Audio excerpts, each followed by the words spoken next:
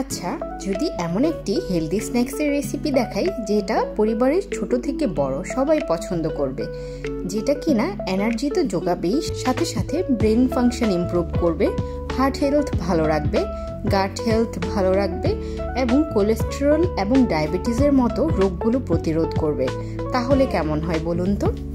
আসসালামু আলাইকুম, আমি তানিয়া, আপনারা দেখছেন ফুড রিপোর্ট। আর আজকে এমনই একটি healthy and delicious energy ball recipe নিয়ে আপনাদের সামনে হাজির হলাম। এনার্জি বল বানানোর জন্য প্রথমে আমি এখানে নিয়ে নিলাম 2 কাপ পরিমাণ খেজুর। খেজুরগুলোকে আমি বোটা এবং বিচি ছাড়িয়ে নিচ্ছি। আমি এখানে যে খেজুরগুলো নিয়েছি সেগুলো অনেকটা নরম, তাই আমি এগুলোকে আর পানিতে ভিজাবো না। কিন্তু আপনারা যদি শক্ত শুকনো ধরনের খেজুর ব্যবহার করেন তাহলে অবশ্যই 1 ঘন্টা আগে পানিতে ভিজিয়ে খেজুরটাকে নরম করে পরেই ব্যবহার করবেন।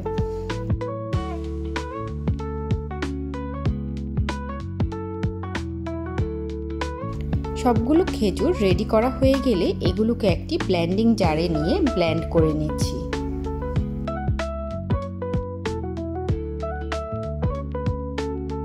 একটি চপিং বোর্ডে নিয়ে নিচ্ছি আধা কাপ পরিমাণ আলমন্ড বা কাঠবাদাম। এগুলোকে আমি ছুরির সাহায্যে স্লাইস করে নিচ্ছি। আলমন্ডে আছে ম্যাগনেসিয়াম, ক্যালসিয়াম, পটাশিয়াম এবং ফাইবার, এছাড়াও প্রচুর পরিমাণ ভিটামিন ই। এখানে আমি আরও নিয়েছি আধা কাপ পরিমাণ ওয়ালনাট। ওয়ালনাটটাকেও ছুরি দিয়ে স্লাইস করে নিচ্ছি। আমরা সবাই জানি ওয়ালনাট ব্রেন ফাংশনের জন্য কতটা উপকারী। ওয়ালনাটে আছে প্রচুর পরিমাণ ওমেগা 3 ফ্যাটি অ্যাসিড, যেটা কিনা ব্রেন ফাংশন তো ইমপ্রুভ করেই, বরং অনেক দিন ব্রেন ভালোও রাখে। প্রিপারেশন শেষ, এখন লাড্ডুটা বানাতে চলে যাচ্ছি। সেজন্য চুলায় একটি ফ্রাইং প্যান বসিয়ে দিয়েছি। তাতে দিয়ে দিচ্ছি 2 চা চামচ পরিমাণ ঘি। ঘিটা একটু গরম হয়ে উঠলে এখানে দিচ্ছি আগে থেকে কেটে রাখা আধা কাপ আলমন্ড, আর দিচ্ছি আগে থেকে কেটে রাখা আধা কাপ ওয়ালনাট। এর সাথে আমি আরও যোগ করছি আধা কাপ মিষ্টি কুমড়ার বিচি।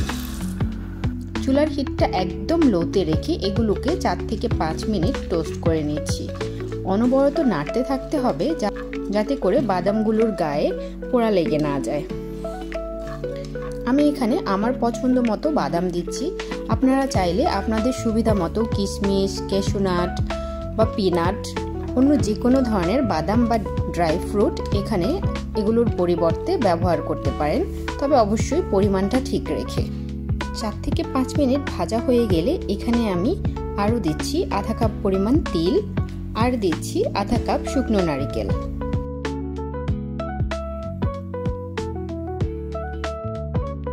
আধা চা চামচ পরিমাণ লবণ এখানে দিয়ে দিচ্ছি। এগুলোকে 2 মিনিটের মতো ভেজে নিচ্ছি। এ পর্যায়ে কিন্তু প্যানটা অলরেডি অনেক গরম হয়ে থাকবে, তাই যদি মনে হয় যে এগুলো পুড়ে যাচ্ছে তাহলে চুলার হিটটা বন্ধও রাখতে পারেন। প্যানের গরমেই এগুলো টোস্ট হয়ে যাবে। ভাজা হয়ে গেলে প্যান থেকে এগুলোকে আমি একটি প্লেটে সাইডে রেখে দিচ্ছি। এখন প্যানে আরও 1 টেবিল চামচের মতো ঘি দিয়ে দিচ্ছি। এতে দিয়ে দিচ্ছি আগে থেকে করে রাখা খেজুরের পেস্টটা।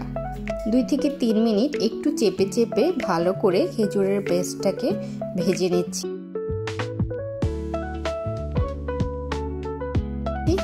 খেজুরটা গরম হয়ে গেলে এখানে বাদামের মিক্সচারটা দিয়ে দিচ্ছি। খুব ভালো করে উপর নিচ করে করে বাদাম এবং খেজুর একসাথে মিশিয়ে নিচ্ছি। এই কাজটা করতে একটু কষ্ট হবে, কিন্তু তারপরও সময় নিয়ে ধৈর্য ধরে সবগুলো বাদাম এবং খেজুর একসাথে কম্বাইন করে নেবেন। খুব ভালোভাবে বারবার চেপে চেপে বাদাম এবং খেজুরগুলোকে মিশিয়ে নিচ্ছি।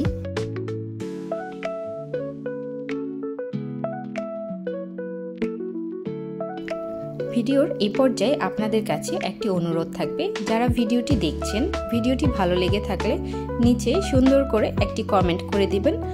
আর এই চ্যানেলে সুন্দর সুন্দর নতুন নতুন ভিডিওগুলো দেখার জন্য চ্যানেলটি সাবস্ক্রাইব করে রাখবেন।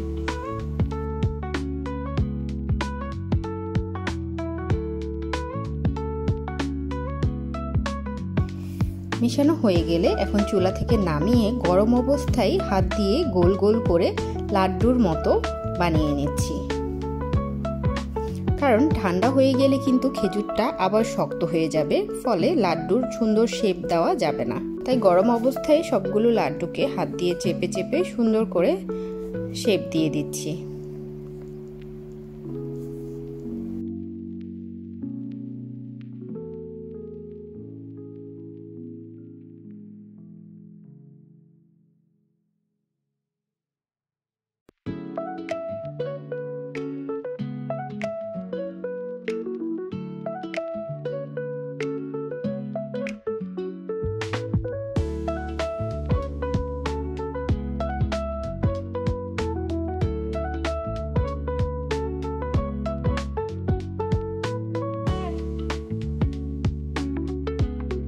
সবগুলো বল বানানো শেষ হয়ে গেলে এগুলোকে আবার শুকনো নারকেলের মধ্যে একটু গড়িয়ে নিচ্ছি। ব্যাস রেডি হয়ে গেল হেলদি, ইয়ামি এবং নিউট্রিশনের পাওয়ার হাউস। আর এই বলগুলোকে একটি এয়ারটাইট জারে নিয়ে নর্মাল রুম টেম্পারেচারে কিন্তু 2 থেকে 3 মাস অনায়াসে খেতে পারবেন।